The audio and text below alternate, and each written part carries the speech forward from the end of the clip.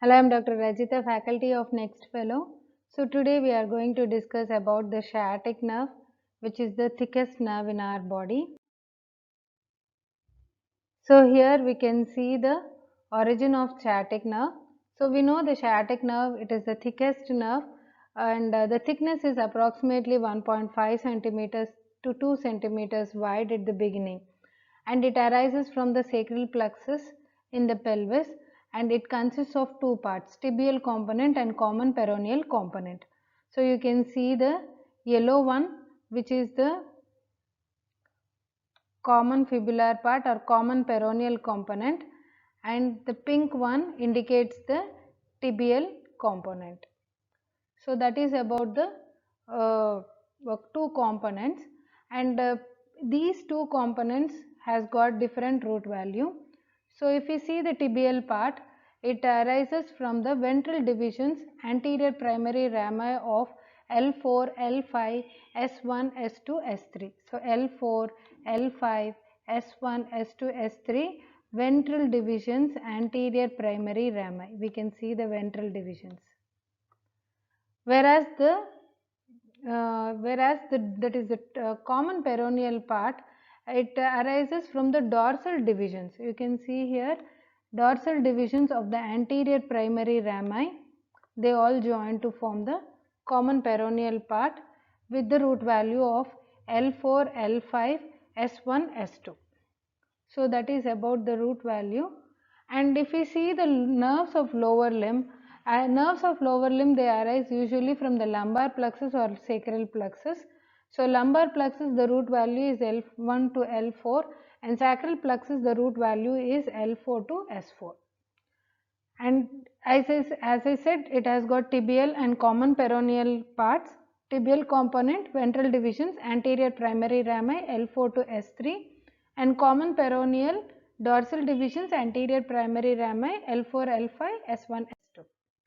So that was about the root value. And relations, these two parts, they are enclosed in a common sheath, connective sheath, and it enters the gluteal region through the greater sciatic notch. So we can see through the greater sciatic foramen underneath a muscle called as piriformis. So this muscle is the piriformis muscle, which is pyramidal shaped muscle. This one, you can see the nerve enters below the piriformis. It runs downwards slightly laterally under the cover of gluteus maximus, midway between the greater trochanter and ischial tuberosity. So here is the ischial tuberosity, where we can see the origin of hamstring muscles, and here is the greater trochanter, where we can see the insertion of gluteus medius and minimus muscle. And gluteus maximus is reflected here to expose underneath structures and along with the sciatic nerve. So it is almost in the midway. So if you draw a line between the ischial tuberosity and the greater trochanter of the femur, so it lies in the midway. So that is the surface marking which you can know. So it enters the gluteal region through the greater sciatic foramen below piriformis. This thing you have to note down in the relations.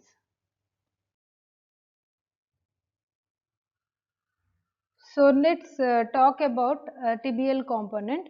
So it descends along the posterior thigh. We know it is crossed at the long head of biceps femoris, and it divides into tibial component and common peroneal component, which is tibial nerve and that common peroneal nerve are the terminal divisions, which usually divides at the upper part of popliteal fossa.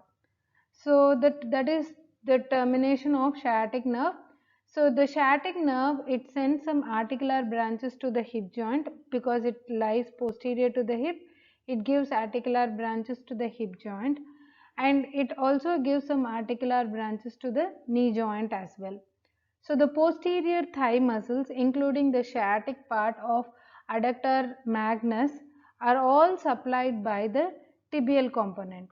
So you can see here posterior component hamstring muscles are all supplied by the tibial component except short head of biceps femoris, which is supplied by the common peroneal component. So these things you have to note down. So post-tibial component, it supplies the posterior thigh muscles including ischial part of adductor magnus but not short head of biceps femoris. Common peroneal component supplies the short head of biceps femoris. So this thing should be noted. Clinical aspects of the sciatic nerve.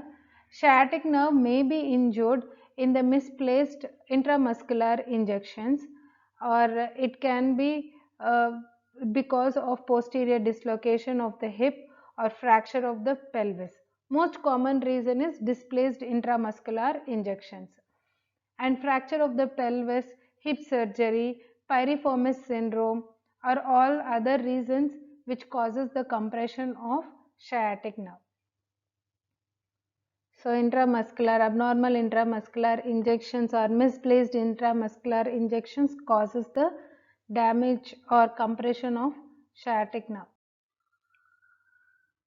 So damage to the sciatic nerve causes impaired extension of hip and impaired flexion of the knee.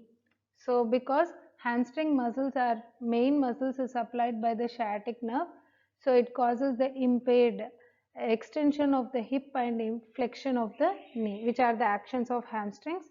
And also as it terminally continues to form common peroneal and tibial nerve, there will be loss of dorsiflexion, so there will be foot drop because anterior compartment muscles of the leg are paralyzed, and loss of plantar flexion at the ankle and loss of inversion and eversion at the foot, that is at the subtalar joint, and it is indicated by high stepping gait. So high stepping gait is an indication of paralysis of all the posterior side and leg muscles that shows sciatic nerve damage.